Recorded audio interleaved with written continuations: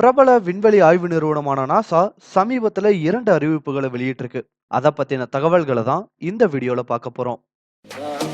You, you, you. California dreaming about you.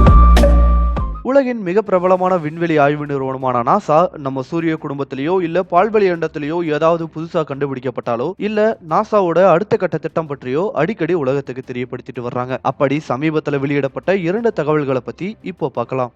நாசாவால வெளியிடப்பட்டிருக்க முதல் தகவலின்படி NASA சமீபத்துல நம்ம சூரியன்ல ஏற்பட்டிருக்க மிகப்பெரிய சன்ஸ்பாட்னு சொல்லப்படக்கூடிய கரும்புள்ளி ஒன்ன கண்டுபிடிச்சிருக்காங்க.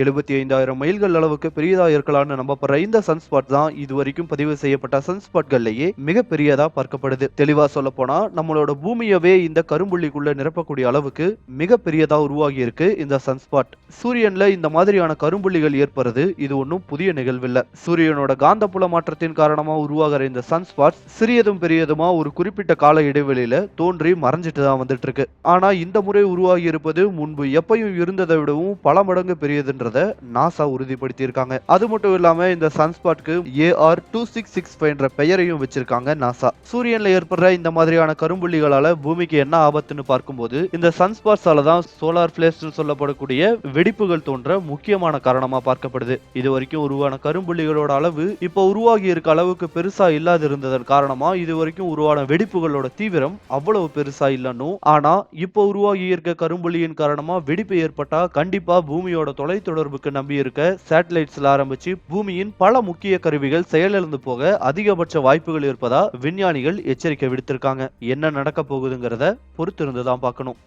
நாசாவோட 2வது அறிக்கை செவ்வாய் கிரகத்துக்கு மனிதர்களை அனுப்புவது பற்றியது. நாசா செவ்வாய் கிரகத்தை கியூரியாசிட்டி ரோவர் மூலமா ஆராய்ச்சி செய்ய ஆரம்பிச்ச காலகட்டத்தில இருந்தே பல வருடங்களாக கேட்கப்படுற ஒரு கேள்வி நாசா எப்போ மனிதர்களை செவ்வாய் கிரகத்துக்கு அனுப்ப போகுதுங்கிறது தான். நாசாவும் இதற்கான பதில பல முறை வெளிப்படையா சொல்லாம இருந்த நிலையில இப்போ மனிதர்கள் அனுப்பும் அளவிற்கு நாசா கிட்ட போதுமான ஃபண்ட்ஸ் இல்லைன்ற காரணத்தால இப்போதைக்கு செவ்வாய் கிரகத்துக்கு மனிதனை அனுப்பும் திட்டம் கைவிடப்படுவதா நாசா அறிவிச்சிருக்காங்க. இது பலருக்கும் ஏமாற்றம் அளிக்கும் ஒரு செய்தியா பார்க்கப்படுது. நாசாவோட இந்த பின்னடைவு இதோட நின்றுமா இல்ல இந்த நிலை நாசாவோட மத்த ப்ராஜெக்ட்ஸையும் பாதிக்குமான்றதையும் பொறுத்திருந்துதான் பார்க்கணும். இந்த வீடியோ உங்களுக்கு பிடிச்சிருந்தா லைக், கமெண்ட் அண்ட் ஷேர் பண்ணுங்க. இதே மாதிரியான சுவாரஸ்யமான வீடியோக்களை பார்க்க இந்த சேனலுக்கு சப்ஸ்கிரைப் பண்ணுங்க. தேங்க்யூ.